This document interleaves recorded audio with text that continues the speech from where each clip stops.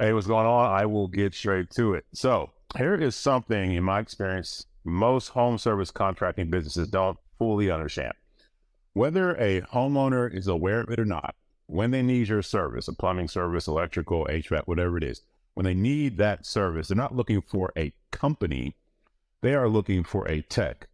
They don't need a plumbing company, they need a plumber. They don't need an electrical company, they're looking for an electrician, whether they know it or not.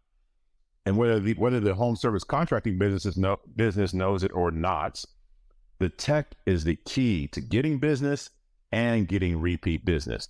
So my name is Chris Greco, and I'm a marketing consulting business for home service contractors. I make this video for you, the woman in the trades. In my experience, your husband may know the trade inside out. He doesn't know the business and the marketing side. So if the business is going to grow, it's up to you. Okay, so here's an example of what I'm saying. This is a well-known company. They do well overall, but yeah, it's plumbing. Let me look at this. Yeah, plumbing. The challenge here is that when somebody goes to this page, what do they see? They just see voted DFWs #1 and all things plumbing for your home. First of all, what does that even mean, right? Who voted you #1? I won't go down that rabbit hole. Sorry.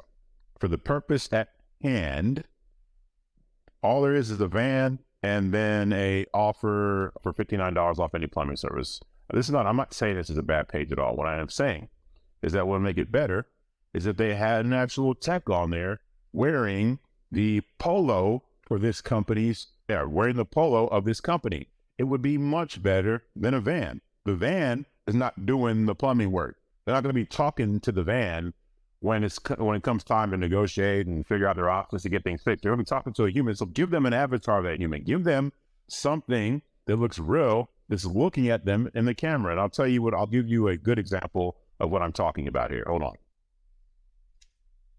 Full disclosure, this is a client, but it's an example of what I am trying to communicate here. Look at these two guys right here. When you come to the page, now you see real people. When the customer, more important, comes to the page, ideally your page, now they see real people. Whether you know it or not, this influences behavior subconsciously. We want to deal with real people. Why is reality TV so popular even though it's not really real? Why is social media content and videos so popular even though some of those are real?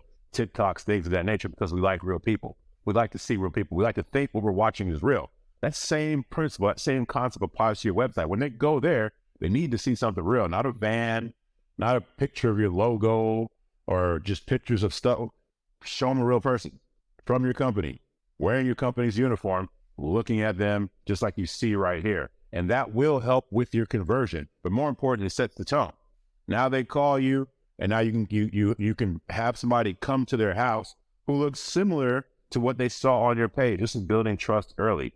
Whether the customer knows it or not, whether you know it or not, this is happening subconsciously. This is an influencing factor. So do that. Make sure you don't have a picture of your van or whatever else. Like have a picture of a real person. And a couple other ways you can do this. You may or may not know it, but when you are getting reviews from your customers for Google, ask your customers to put the tech's name in the review, or better yet, the tech who ideally did a good job. At that point, they should earn the right to ask for the review. When they ask for the review, they should ask the customer if the customer will put their name in the review. That helps. That way, when other customers are reading reviews, they start to see real names. If you have a tech who's kicking butt, you'll see his or her name coming up over and over again. That's perfect. That helps influence behavior. Put real names in there. There's also software out there.